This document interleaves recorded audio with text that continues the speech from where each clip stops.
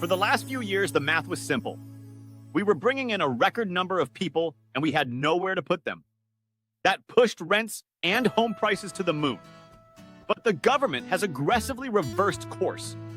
To give our infrastructure time to breathe, the 2025-2027 immigration levels plan slashed permanent resident targets down to 380,000 for 2026, a 27% drop from original plans.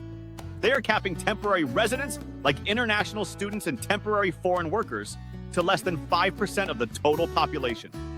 So, how is this affecting the market? If you are a renter in a student-heavy city, you are finally seeing some relief as the rental market is noticeably cooling. On a macro level, the Parliamentary Budget Officer estimates these cuts will reduce Canada's projected housing gap in 2030 by a massive 45%. But before you expect home prices to freefall, we have to look at what the builders are doing.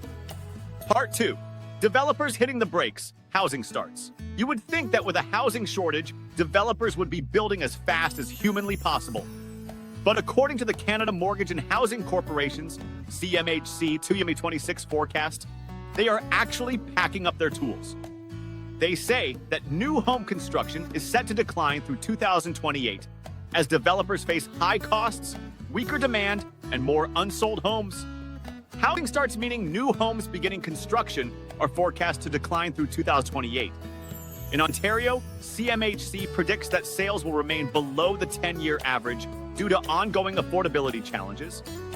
The Greater Toronto Area will lead this growth, while Southwestern Ontario and Outer Greater Golden Horseshoe will lag, and Ottawa is expected to stay steady.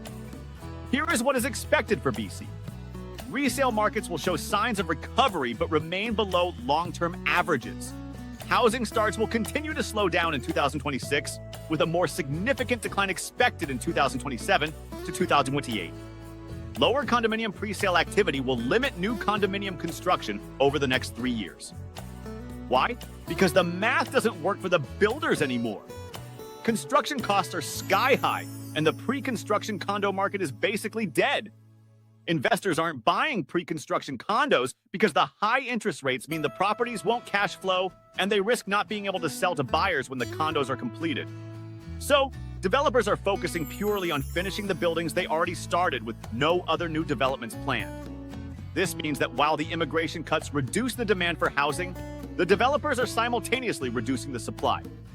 It's a Mexican standoff, and it puts a very hard floor on how low prices can actually drop.